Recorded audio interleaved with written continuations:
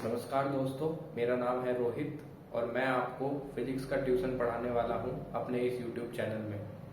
तो चलिए हम शुरू करते हैं क्लास 12 का चैप्टर नंबर 1 जो कि यूनिट 1 इलेक्ट्रोस्टैटिक्स में आता है। तो सबसे पहले बात करते हैं कि हम स्टार्ट करने वाले हैं यूनिट नंबर 1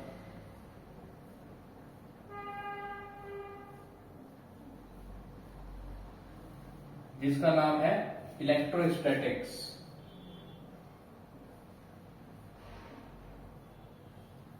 इलेक्ट्रोस्टैटिक्स और मैंने इसे इस तरीके से तोड़ के लिख दिया है जानबूझकर। तो ऐसा हमने क्यों करा है, हम जानना चाहते हैं कि इस यूनिट का नाम इलेक्ट्रोस्टैटिक्स कैसे और क्यों आया है। तो देखिए, ये जो दो शब्द हैं इलेक्ट्रो, ये आया है इलेक्ट्रॉन से। इलेक्ट्रॉन यानी कि एक चार्ज पार्टिकल। और ये जो वर्ड है स्टैटिक्स, अगर स्टैटिक वर्ड का मीनिंग देखें तो होता है रेस्ट एट रेस्ट। तो यानी कि जब चार्ज पार्टिकल रेस्ट में होगा, यानी कि वो मूव नहीं कर रहा होगा, हम उस चीज को पढ़ने वाले हैं इस यूनिट नंबर 1 में जो कि है इलेक्ट्रोस्टैटिक्स। अब इसमें जो चैप्टर 1 है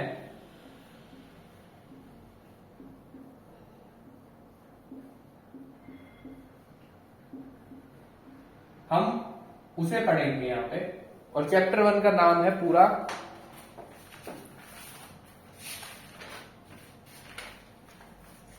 electric charges and fields. Electric charges and fields.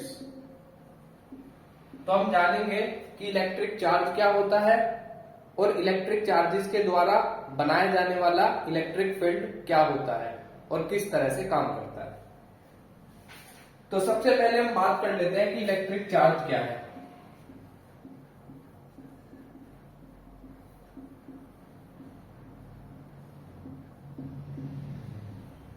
तो देखिए, इलेक्ट्रिक चार्ज, इसका जो नाम है वो इलेक्ट्रॉन वर्ड से आया है जो कि एक ग्रीक वर्ड है जिसका मीनिंग होता है एम्बर। एम्बर कुछ नहीं होता, जैसे प्लांट्स के फॉसिल होते हैं उससे जो बनता है, जिसको लाख भी कह देते हैं, वो एम्बर कहलाता है। तो ऑब्जर्व किया गया था कि जब दो ग्लास रॉड्स को रब करा जाता है वूल के साथ या सिल्क क्लॉथ के साथ, तो देखा यह जाता है कि दोनों ग्लास रॉड जो कि रब करी गई हैं किसी भी कपड़े के साथ, वूल या सिल्क के, उनके बीच में एक इलेक्ट्रिक फील्ड जनरेट होने लगता है। यानी कि ग्लास रॉड जो है, अगर उसे दूसरी ग्लास रॉड के पास लेके जाया जाता है तो वो एक दूसरे को रिपेल करती हैं, एक दूसरे को दूर करती हैं। और अगर दो कपड़े जिनसे रब किया गया था उन्हें एक दूसरे के पास लेके जाया जाता है तो वो भी एक दूसरे से दूर होते हैं। लेकिन एक कपड़ा और एक ग्लास रॉड को अगर पास लाया जाता है तो वो एक दूसरे की तरफ अट्रैक्ट होते हैं। तो ऐसा होता क्यों है? ऐसा इसलिए होता है क्योंकि यहाँ पे ट्रांसफर ऑफ इलेक्ट्रिक चार्ज होता है। अब इलेक्ट्रिक चार्ज होते कौन कौन से हैं? देखिए, इलेक्ट्रिक चार्ज होते हैं दो। एक तो होता है हमारा नेगेटिव जो कि इलेक्ट्रॉन है, और दूसरा होता है पॉजिटिव जो कि है प्रोटॉन। अब इलेक्ट्रॉन और प्रोटॉन दो चार्जेस हमने यहां पे देखे, जिसमें कि प्रोटॉन पॉजिटिव है, इलेक्ट्रॉन नेगेटिव है। तो ये जो इलेक्ट्रॉन नेगेटिव है, इस पे कितना चार्ज होता है? इस पे होता है 1.6 इंटू 10 की पावर -19 कुलाम। ये कुलाम होती है चार्ज की यूनिट। अगर हम इलेक्ट्रिक चार्ज की यूनिट बताएंगे तो वो कुलाम है। तो इतनी वैल्यू का चार्ज होता है एक इलेक्ट्रॉन पर, और प्रोटॉन पर भी समान वैल्यू का चार्ज होता है, लेकिन यह पॉजिटिव होता है। पॉजिटिव इसकी पोलैरिटी है। तो यहां पे हमने एक वर्ड सुना पोलैरिटी। तो पोलैरिटी क्या होती है? अगर पोलैरिटी की डेफिनेशन देंगे तो पोलैरिटी की डेफिनेशन होगी the property which differentiates the two kinds of charges is called polarity of charge. अच्छा, ये जो नोट्स हैं ये मैं आपको अपनी वीडियोस के डिस्क्रिप्शन में प्रोवाइड करवाऊंगा पूरे पीडीएफ फॉर्मेट में, जिससे आपको नोट्स आपके बनाने में भी आसानी होगी। तो अभी हमने एक चीज पढ़ी पोलैरिटी।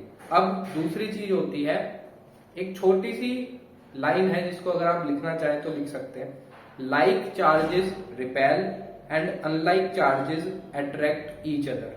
यानी कि जो समान तरीके के चार्ज होंगे वो एक दूसरे को रिपेल करेंगे, और जो एक दूसरे से अलग चार्ज होंगे वो एक दूसरे को अट्रैक्ट करेंगे। यह एक प्रॉपर्टी है चार्जेस की। अब डिटेक्ट कैसे किया जाता है चार्ज किसी बॉडी पर? तो एक गोल्ड लीफ इलेक्ट्रोस्कोप नाम का डिवाइस होता है।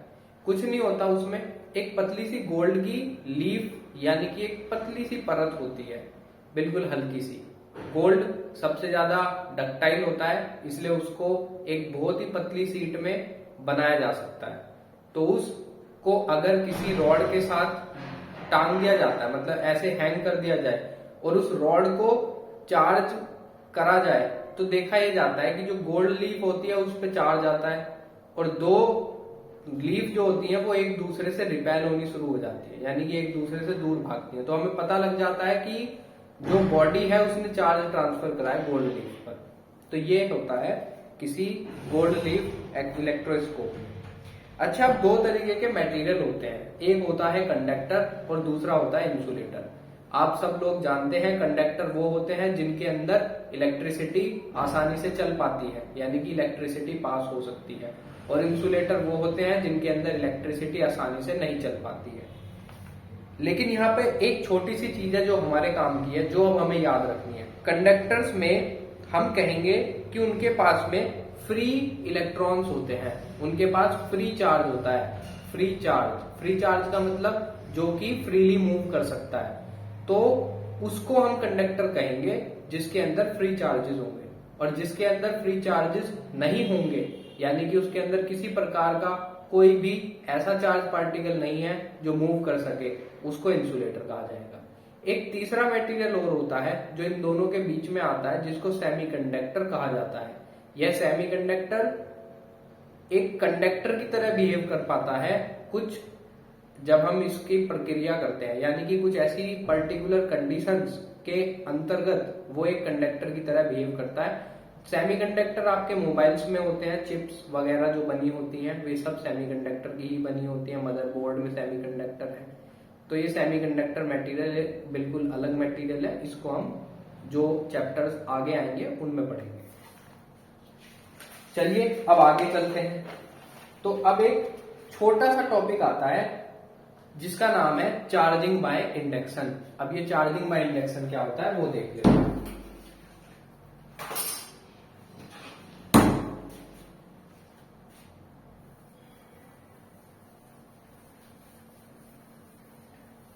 आपको नोट्स की कोई चिंता नहीं करनी है, जितने भी नोट्स हैं वह सब मैं आपको प्रोवाइड करवाऊंगा अपनी वीडियोस में ही, इनके डिस्क्रिप्शन में।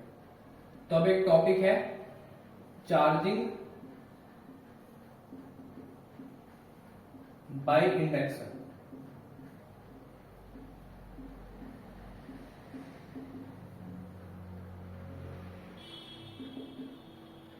तो इसमें हम एक एग्जांपल पढ़ते हैं, छोटा सा एग्जांपल होने वाला है बहुत ही।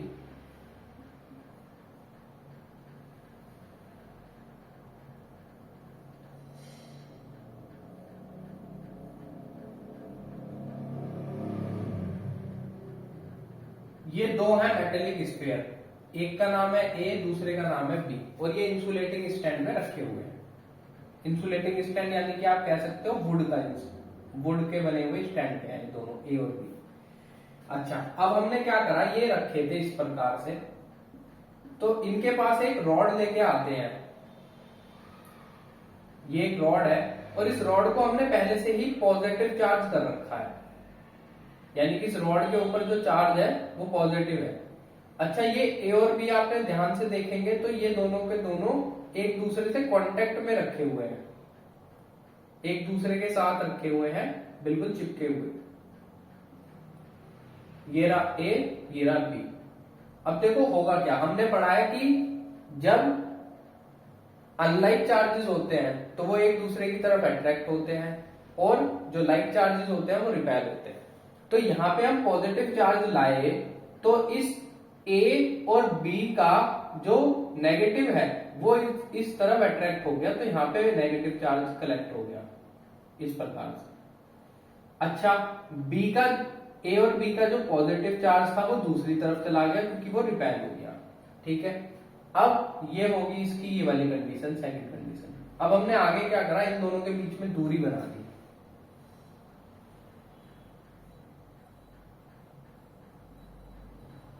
ये ए और ये बी, इनके बीच में हमने थोड़ी सी दूरी बना दी। इन दोनों को अभी हमने चिपका के रखा था, अब हमने इन्हें अलग अलग करके रख दिया। तो देखिए होगा क्या, होगा ये कि नेगेटिव चार्ज ए के ऊपर है यहां पर, पॉजिटिव चार्ज बी के ऊपर है यहां पर, क्योंकि हमने यहां पे एक पॉजिटिव चार्ज वाली रॉड को रखा हुआ है। अब हम क्या करते हैं, इस पॉजिटिव चार्ज वाली रॉड को हटा देते हैं, इस पॉजिटिव चार्ज वाली रॉड को यहां से हटा देते हैं, और ए और बी के बीच में बनी हुई दूरी को रहने देते हैं, बल्कि इस दूरी को और बढ़ा देते हैं। ये डिस्टेंस को हमने और बढ़ा दिया इनके बीच में। तो उससे क्या होगा, उससे हुआ ये कि जो नेगेटिव चार्ज है वो ए पे रह गया, जो पॉजिटिव चार्ज है वो बॉडी बी पे रह गया। तो यहां पर जो ए बॉडी थी वो पूरी तरीके से नेगेटिव हो गई है, और जो बी बॉडी थी वो पूरी तरीके से पॉजिटिव हो गई है। तो हमारे पास में नेगेटिव चार्ज बॉडी और पॉजिटिव चार्ज बॉडी बन गई इस प्रोसेस से, जिसमें हमने एक इलेक्ट्रिक चार्ज रॉड को दूर से ही रखते हुए ए और बी बॉडी को एक चार्ज बॉडी बना दिया। इसे इंडक्शन कहा जाता है, इसे कहा जाता है चार्जिंग बाय इंडक्शन। इंडक्शन इसलिए कहा जा रहा है क्योंकि यहां पर इस पॉजिटिव चार्ज रॉड को ना तो ए के कांटेक्ट में लाया गया और ना ही बी के कांटेक्ट में लाया गया, इन दोनों से ही दूर रखा गया, और विदाउट एनी कांटेक्ट ए और बी पर चार्जेस को एक्वायर्ड कराया गया। अब बात ये आती है कि ये चार्ज इन पर पहले से था, तो पहले नेगेटिव और पॉजिटिव क्यों नहीं थे, तो उस चीज को अब हम समझते हैं। देखिए कोई भी बॉडी जो होती है, सपोज ये ए बॉडी का ही एग्जांपल ले लेते हैं, ये आपकी ए बॉडी है, तो जितना इन पे पॉजिटिव होता है उतना ही अमाउंट में नेगेटिव भी होता है, और नेगेटिव और पॉजिटिव दोनों समान मात्रा में होने की वजह से, इक्वल अमाउंट में होने की वजह से जो ओवरऑल चार्ज होता है वो जीरो होता है। यानी कि नेट चार्ज अगर कहा जाए तो वो जीरो हो जाता है, क्योंकि चार्जेस जो हैं वो एल्जेब्रिक सम में ऐड होते हैं, लेकिन उनकी पोलैरिटी यानी कि उनके नेगेटिव और पॉजिटिव साइन को उनके साथ कंसीडर करा जाता है ड्यूरिंग देयर एल्जेब्रिक सम। तो इस कारण से किसी भी बॉडी पर जो नेट चार्ज है वो जीरो रहता है।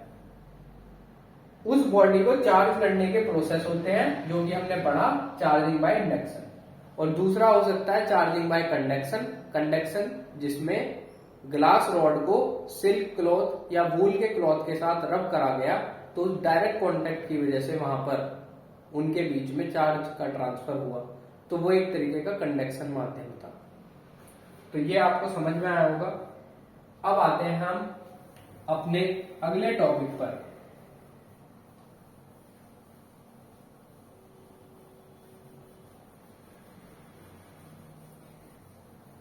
दोस्तों आपके जो भी सवाल हैं वो आप मुझे कमेंट में पूछ सकते हैं बाद में, मैं कोशिश करूंगा कि आपके सभी सवालों के जवाब मैं दे पाऊं।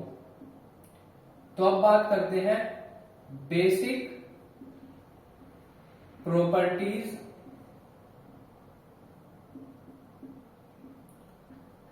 Of charge.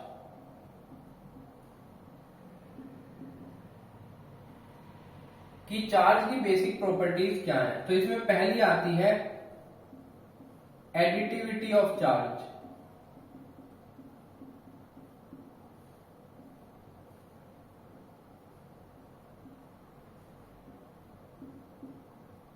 Additivity of charge क्या है? देखिए इसका स्टेटमेंट कहता है charges add up like real numbers, यानी कि जैसे रियल नंबर्स को हम ऐड करते हैं 1 + 2 + 3 + 4, इसी प्रकार से चार्जेस को भी ऐड करा जाता है। चार्ज के पास में पॉजिटिव और नेगेटिव पोलैरिटी होती है, पर यह एक स्केलर क्वांटिटी होता है, यानी कि चार्जेस की कोई डायरेक्शन नहीं होती, सिर्फ एक मैग्नीट्यूड होता है और उसके साथ उसकी अपनी पोलैरिटी जुड़ी होती है कि वो पॉजिटिव टाइप का चार्ज है, नेगेटिव टाइप का चार्ज है। तो सपोज एक सिस्टम है, हम एक सिस्टम लेते हैं, a system having n charge on it, जिसके ऊपर n चार्ज है, यानी कि Q1, Q2, Q3 और इस प्रकार से Qn तक। ये जो स्मॉल q का सिंबल है यह चार्ज को डिनोट करने के काम आता है। कैपिटल Q जो होता है वह भी चार्ज को ही डिनोट करने के काम आता है। तो आपको याद रखना है कि चार्ज को जब डिनोट करेंगे तो या तो स्मॉल q यूज होता है या कैपिटल Q होता है। टोटल चार्ज को कैपिटल Q से दिखा देते हैं और इंडिविजुअल चार्जेस को स्मॉल q से दिखा देते हैं।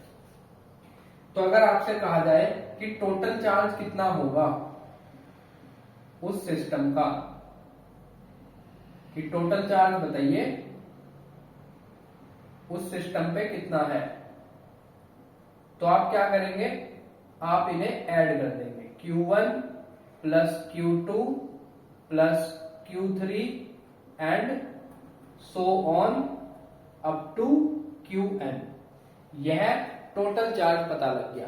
तो इसी प्रॉपर्टी को कहा जाता है एडिटिविटी ऑफ चार्ज, यानी कि चार्ज को ऐड किस तरीके से करा जाता है। मैं समझता हूं आपको ये चीज समझ आई होगी। अब आते हैं दूसरी प्रॉपर्टी पे। दूसरी प्रॉपर्टी है चार्ज इज कंजर्व्ड। इसको कंजर्वेशन ऑफ चार्ज भी कहा जाता है।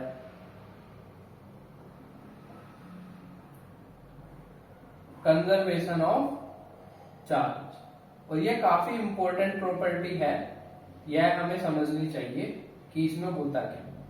देखिए कंजर्वेशन वर्ड का मतलब होता है कोई भी चीज जो कि कंजर्व्ड है, यानी कि ना तो वह उत्पन्न हो रही है, ना तो उसको प्रोड्यूस करा जा रहा है और ना उसको डिस्ट्रॉय करा जा रहा है, तो ऐसी उसको हम कंजर्वेशन कहते हैं। तो चार्ज भी कंजर्व होता है, यानी कि charge can neither be created nor be destroyed. ये स्टेटमेंट होता है कंजर्वेशन ऑफ चार्ज का। इसका मतलब क्या है? इसका मतलब ये है कि ना तो हम चार्ज को बना सकते हैं, हम नहीं बना सकते, ना ही पॉजिटिव चार्ज ना ही नेगेटिव चार्ज। हमने जो ग्लास रॉड और सिल्क क्लॉथ वाला एग्जाम्पल पढ़ा है कि ग्लास रॉड को सिल्क क्लॉथ के साथ रब करा गया और वहां पे चार्जेस आया, तो वहां पे चार्जेस का ट्रांसफर हुआ था। आप कुछ इस तरीके से समझिए कि यह है वो ग्लास रॉड और यह है वह सिल्क क्लॉथ। मैंने इन दोनों को आपस में रब किया, तो हुआ ये सपोज कि इस ग्लास रॉड पर से कुछ नेगेटिव चार्ज ट्रांसफर हो गया इस सिल्क क्लॉथ पे। तो अब इस सिल्क क्लॉथ पे जो नेट चार्ज था पहले वह था 0, क्योंकि समान मात्रा में पॉजिटिव था और समान मात्रा में नेगेटिव था। लेकिन अब इस ग्लास रॉड का थोड़ा सा नेगेटिव चार्ज इस क्लॉथ पे ट्रांसफर हुआ है, तो इसका जो ओवरऑल चार्ज रहेगा वो अब हो जाएगा नेगेटिव, क्योंकि इस पे नेगेटिव चार्ज यानी कि इलेक्ट्रॉन्स ट्रांसफर हुए। इस ग्लास रॉड से नेगेटिव हट गया है थोड़ा सा, तो इस पे जो मात्रा है पॉजिटिव की वो बढ़ गई होगी, क्योंकि पॉजिटिव अब उस पे ज्यादा मात्रा में पाया जाएगा। तो इस ग्लास रॉड का जो चार्ज है वो कैसा हो जाएगा? पॉजिटिव हो जाएगा। तो यहाँ पर आपने कोई चार्ज क्रिएट नहीं करा है, आपने सिर्फ ट्रांसफर करा है, जिसके कारण से यह ग्लास रॉड अब कहलाएगी पॉजिटिवली चार्ज और यह सिल्क क्लॉथ कहलाएगा नेगेटिवली चार्ज। तो यह होता है किसी भी ट्रांसफर ऑफ चार्ज के प्रोसेस में। ठीक है, तो कंजर्वेशन ऑफ चार्ज ने हमें समझाया कि charge can neither be created nor be destroyed. Charge को आप ना तो क्रिएट कर सकते हो ना ही डिस्ट्रॉय कर सकते हो, लेकिन हाँ चार्जेस नेचर क्रिएट कर सकती है। यानी कि हम कहें कि भगवान ईश्वर ही चार्ज को क्रिएट कर सकता है। एक प्रोटॉन या फिर एक इलेक्ट्रॉन नेचर बना सकती है। कैसे बना सकती है वह नेचर ही जानती है। कॉस्मिक पार्टिकल्स होते हैं, उसके कारण वह वहां पे इस तरीके के फिनोमिनन होते हैं। तो यहाँ पे स्टेटमेंट है चार्ज इज कंजर्व्ड का, total charge of isolated system is always conserved. Total charge of isolated system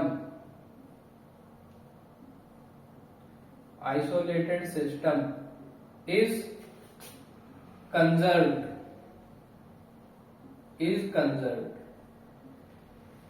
जो टोटल चार्ज है किसी भी आइसोलेटेड सिस्टम का, आइसोलेटेड सिस्टम से मतलब कोई ऐसा सिस्टम जिसको किसी दूसरे के साथ कांटेक्ट में नहीं रखा जा रहा है, तो वो हमेशा कंजर्व रहेगा, ना तो उस पर बढ़ेगा ना ही उसका घटेगा। इसको सिंपल भाषा में बोल सकते हैं वी कैन नॉट क्रिएट और डिस्ट्रॉय चार्ज। अच्छा, अब आते हैं तीसरी प्रॉपर्टी पे। तीसरी प्रॉपर्टी है क्वांटाइजेशन ऑफ चार्ज। तो इसको समझ लेते हैं। ये कुछ एडिटिविटी ऑफ चार्ज से ही ताल्लुक रखती है। क्वांटाइजेशन ऑफ चार्ज, तो जैसा कि शब्द ही बता रहा है क्वांटाइजेशन। क्वांटाइजेशन मतलब क्वांटिटी में बात हो रही है। Quantization of charge, quantization of charge. Quantization यानी कि क्वांटिटी में यहां पे बात हो रही है। तो देखिए यह कहता है द इलेक्ट्रिक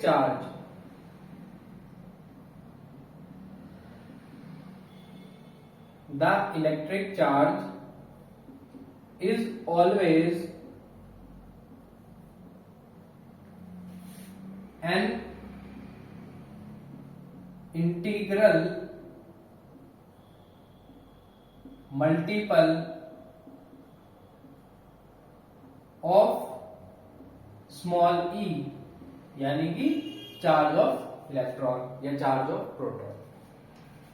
तो ये जो मैंने लाइन लिखी है ना, आप इसे भूल जाओ, इसको दिमाग में से निकाल दो और सीधी बात अब सुनो कि है क्या। देखिए हम ऐसे ले लेते हैं कि ये एक सिस्टम है,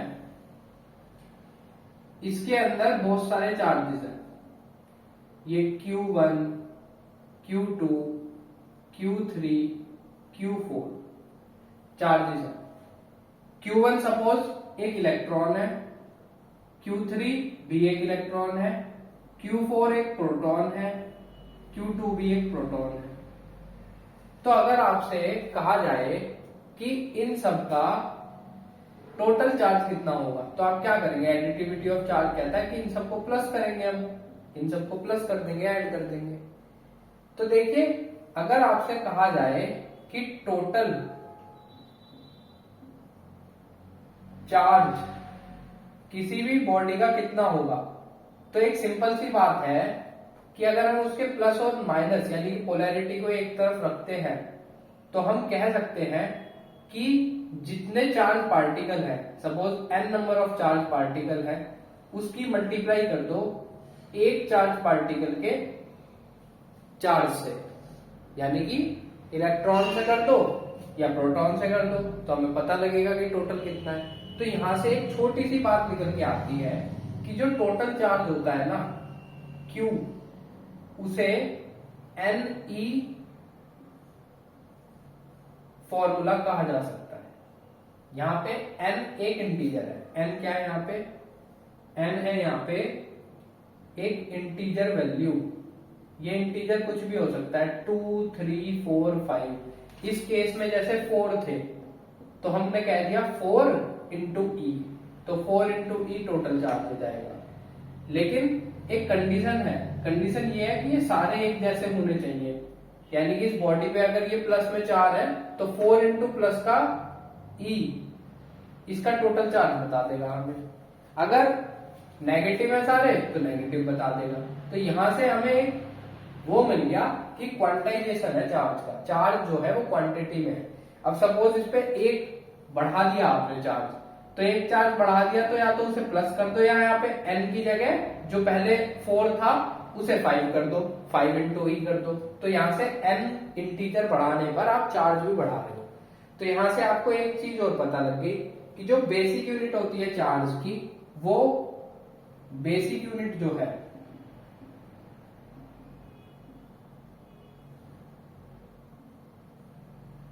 बेसिक यूनिट जो है चार्ज की वो है E, जिसकी वैल्यू 1.602192 इंटू 10 की पावर -19 कुलाम होती है। यही इलेक्ट्रॉन का चार्ज होता है और यही प्रोटॉन का भी चार्ज होता है। ठीक है, अब एक चीज पे आते हैं, छोटी सी एक बात करते हैं। हम कहते हैं कि एक बॉडी है, सपोज एक बॉडी है, if a body has 1 coulomb charge, और आपसे पूछा जाए then how many charge particle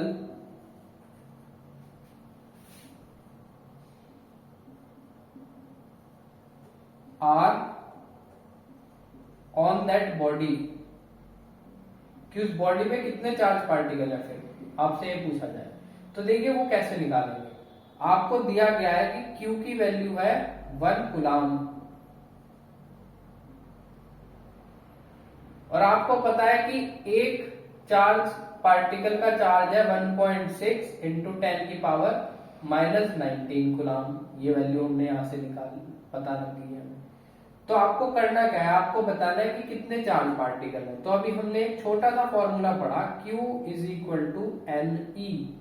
तो यहाँ n का मतलब होता था कि कितने चार्ज पार्टिकल है, तो यहाँ पे n is equal to Q upon E हो जाएगा।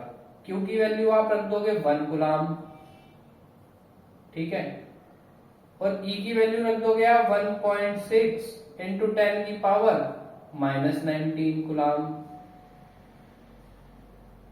तो अगर आप इसे सॉल्व करोगे तो आपको वैल्यू मिलेगी 6 इंटू 10 की पावर 18, 6 इंटू 10 की पावर 18।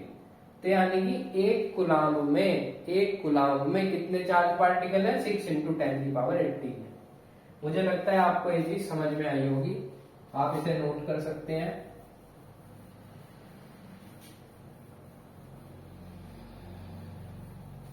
नहीं तो मैं आपको नोट्स प्रोवाइड करूंगा ही, आप उन नोट्स में भी ये चीज देख पाएंगे आसानी से। अच्छा, अब एक बात आती है, बात यह होती है कि ये जो 1 कूलम हम बोल रहे हैं ना, ये बहुत बड़ी यूनिट है चार्ज की। 1 कूलम जो है एक लार्ज यूनिट है चार्ज की। आपको इतना चार्ज नहीं मिलेगा, आपको हमेशा मिलेगा माइक्रो में, माइक्रो, मिली, नैनो या फिर पीको में। तो देखिए माइक्रो क्या है, माइक्रो का सिंबल होता है ये, इस तरीके से एक सिंबल बनाया जा रहा है 1 माइक्रो का, 1 माइक्रो कूलम, और इसकी वैल्यू होगी 10 की पावर -6 कूलम, यानी कि 1 माइक्रो का मतलब है 10 की पावर -6। इसी प्रकार से मिली का सिंबल होगा स्मॉल m कूलम, और अगर आपको यहाँ पे मिली दिखाना है तो 10 की पावर -3 कूलम, यानी कि 1 मिली हो गया 10 की पावर -3। इसी प्रकार से नैनो की बात होगी तो नैनो का सिंबल है स्मॉल n, और अगर आपको नैनो को दिखाना है वैल्यू में तो वो होता है 10 की पावर -9, तो 1 नैनो यानी कि 10 की पावर -9। इसी प्रकार से पीको होगा 1 स्मॉल p कूलम, यानी कि इसको अगर आप वैल्यू में लिखोगे तो 10 की पावर -12 कूलम। यह बहुत इंपॉर्टेंट है, जितने भी न्यूमेरिकल्स आएंगे उसमें आपको वैल्यू इसी प्रकार से लिखी हुई मिलेगी आपको याद रखना है कि P का मतलब पिको यानी कि 10 की पावर -12, N का मतलब नैनो यानी कि 10 की पावर -9, मिली स्मॉल m यानी कि 10 की पावर -3, माइक्रो यानी कि 10 की पावर -6 कूलम। आपको यह वैल्यू खुद से ही याद रखनी है, वह आपको न्यूमेरिकल्स में बताएगा नहीं, सिर्फ सिंबल्स आपको आएंगे लिखे हुए, सिंबल से आपको वैल्यू को याद रखना है। तो मैं समझता हूं आपको यहां तक का ये समझ आया होगा। तो ये जो आज बेसिक था ये हमने पढ़ा है। अब हम आगे इससे आगे का जो है कुलाम्स लॉ वह अगली क्लास में पढ़ेंगे। आप मेरे इस चैनल पर बने रहिए मेरे साथ, हम साथ में मिलके पूरी क्लास 12 फिजिक्स का जिस प्रकार से ट्यूशन में पढ़ाई करते हैं उसी प्रकार से मैं अपने इस यूट्यूब चैनल पे आपको इस माध्यम से पूरा क्लास 12 का जितना भी सिलेबस है वह कवर करवाने की पूरी कोशिश करूंगा, यह मैं आपसे वादा करता हूं। धन्यवाद, मिलते हैं अगले लेक्चर में।